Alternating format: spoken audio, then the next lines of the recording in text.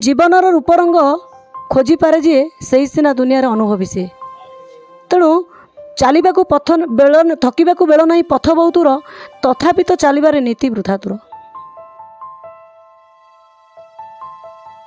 सस्मिता अधिकारी केन्द्रापड़ा स्वयंशासित महाविद्यालयर जड़े आदर्श ओडिया अध्यापिका जड़े दृष्टिहीन होई मध्य निज कर्तव्य ओहरी जाइनाहांती से प्रचंड स्मरण शक्ति एवं तांकर दृढ़ इच्छा शक्ति आगरे हार मानिछि तांकर शारीरिक अक्षमता। वैषयिक ज्ञान कौशलर साहाय्य नहीं निजर अध्ययन सह छात्र छात्री मानंकु एवं घरे निजर दुई झियोंकु पाठ पढ़ाई थांती।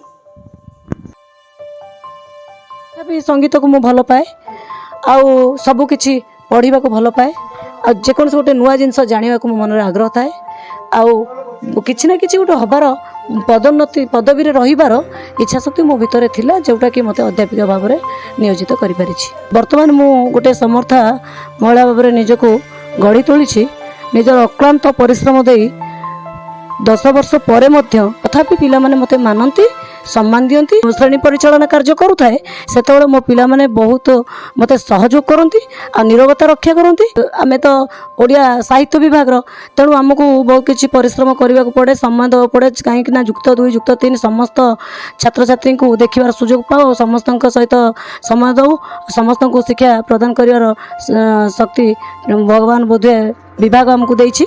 भी मो पिला दुईटी मोर मो स्वामी भी गोटे बेसरकारी भाव में नियोजित अच्छी जब कथा बुझी घर दायित्व मत तुलैबा को पड़े मो पिला मानकर केयर दायित्व समस्त दायित्व मु ग्रहण करि मत सक्षम होइछि मध्य कना अपर पक्ष मो स्वामी भी किछि ना किछि सहयोग मो प्रति बहुत किछि अछि। शारीरिक अक्षमता सत्वे निजको केबे मध्य दुर्बल मन करि नाहंती सस्मिता। तेबे जन्मरू दृष्टिहीन न होइथिले मध्य 3 ରୁ 4 वर्ष बयसरू दृष्टिशक्ति हराई बसिथिले से एहा परे मध्य से हार मानि नाहंती किंबा पछघुंचा देई नाहंती बोली कुहंती सस्मिता। तांको परिवार वर्गंक साहाय्य सहयोग रे से आज एही सफलतार पहाच चढ़ी परिछंती।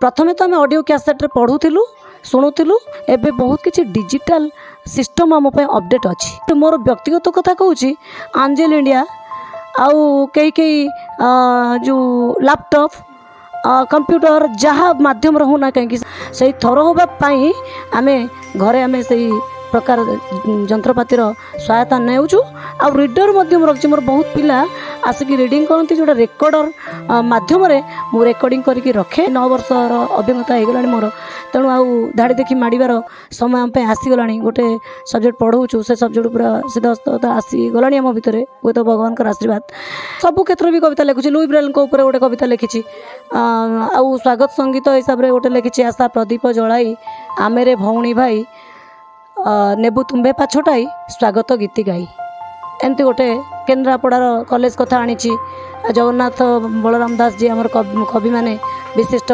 शास्त्रविद माने पंडित माने जो थे साहित्यिक स्रष्टा मान को आनी आउ से मोर उत्कलर जगन्नाथ को आनी आउ केन्द्रापड़ार प्रसिद्ध बलदेव जी को आनी तेणु एमती रखिकी गोटे स्वागत संगीत भी ए निकट अतीत मु रचना करी जोटा भी आम पिला माने गाउचंती प्रति स्वागत संबर्धना दिवस रे।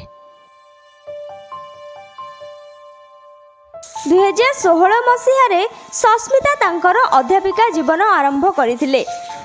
निज चाकरी जीवनर दीर्घ समय केन्द्रापड़ा महाविद्यालय रे बिताइथिबा सस्मिता छात्र छात्री जड़े आदर्श अध्यापिका होउथिबा बेले निजर सहकर्मी जड़े आपणार मनीष से निजे तांको मां को ठारू प्रेरित होई वर्तमान अनेक दृष्टिहीन बा दृष्टिबाधिता मानक पई एक प्रेरणार उत्स पलटि जाइछंती।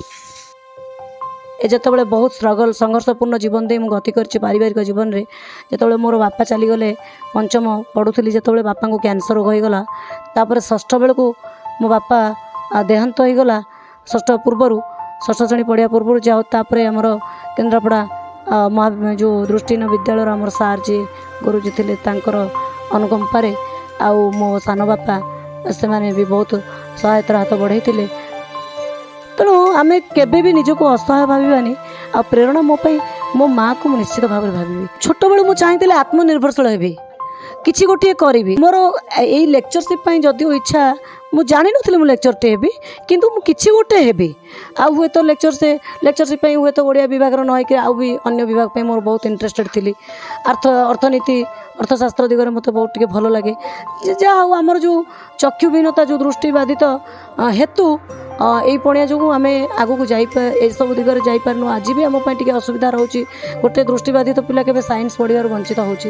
ଯେହେତୁ ବିଜ୍ଞାନର ଅଗ୍ରଗତି ଏତେ ଘଟିଲାଣି, ତେଣୁ ନିଶ୍ଚିତ ଭାବରେ ଆମର ଗୋଟିଏ ଦୃଷ୍ଟିବାଧିତ ପିଲା କାଲି ସକାଳେ ଯେ ଗୋଟେ ସାଇନ୍ସ ବିଭାଗର ଛାତ୍ରୀଟେ ନ ହେବ ବା ସାଇନ୍ସର ଗୋଟେ ପଦପଦବୀରେ ନ ରହିବ, ସାଇନ୍ସ ଷ୍ଟ୍ରିମ୍ର ଗୋଟେ ପଦବୀକି ମଣ୍ଡନ ନ କରିବ, ଆମେ ସେମିତି କହିପାରିବା ନାହିଁ। ସେମାନେ ଯେତେ ପ୍ରତିକୂଳ ପରିସ୍ଥିତି ପରିବେଶ ଆସୁନା କାହିଁକି, ନିଜକୁ କେବେ ହେୟ ଭାବିବେନି। କରିପାରିବୁ ନାହିଁ ଗୋଟେ ନା ଶବ୍ଦ ଗୋଟେ ଅଭିଧାନରୁ ଉଠେଇ ଦେବେ, ତାଙ୍କ ମନ ଅଭିଧାନରୁ ନା ଶବ୍ଦଟିଏ ଉଠେଇ ଦେବେ। ଆଉ କିଛି କରିପାରିବେ ନାହିଁ, ଯେଉଁ ଅକ୍ଷମ ଭାବ ସେମାନେ ଭାବୁଛନ୍ତି ଯେ ଆମେ ଅକ୍ଷମ, ଅସଫଳ। ତେଣୁ ସେ ଜିନିଷକୁ, ସେ ଚିନ୍ତାଧାରାରୁ ଦୂରେଇ ରହିବେ। ଆଉ ସବୁବେଳେ କର୍ମତତ୍ପର ହେବେ, ଗୁରୁଜନ ଆଉ ଈଶ୍ୱରଙ୍କ ପ୍ରତି ବିଶ୍ୱାସୀ ହେବେ। ସୁଦୃଢ଼ ମନୋବଳ ତାଙ୍କୁ ନିଶ୍ଚିତ ତାଙ୍କ ଲକ୍ଷ୍ୟ ପଥରେ ଆଗେଇ ନେବ ଆଉ ଶୀର୍ଷ ସ୍ଥାନରେ ପହଞ୍ଚାଇବ। ଏଇଟା ମୋର ବାର୍ତ୍ତା, ଏଇଟା ମୋର ଆଶା ଓ ବିଶ୍ୱାସ। କେନ୍ଦ୍ରାପଡ଼ାରୁ ସ୍ମୃତିଙ୍କ ରିପୋର୍ଟ, ନ୍ୟୁଜ୍ 18 ଲୋକାଲ।